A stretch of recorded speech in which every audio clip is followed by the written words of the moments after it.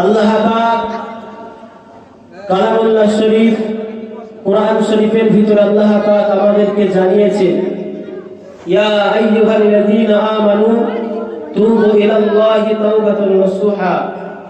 আল্লাহ পাক কালামুল্লাহ শরীফের ভিতরে বলছেন, হে ঈমানদার সম্প্রদায়, তোমরা যারা ঈমান এনেছো, আমি আল্লাহ আমার কাছে তওবা করো। আমি আল্লাহ আমার কাছে খালিস অন্তরে অন্তরস্থল থেকে তোমরা আমার কাছে তওবা নসুহা করো।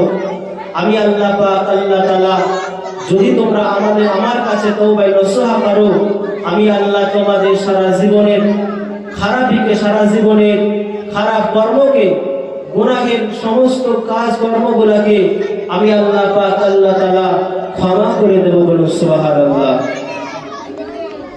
আমি আপনি যদি আল্লাহ পাকের দরবারে, আল্লাহ পাকের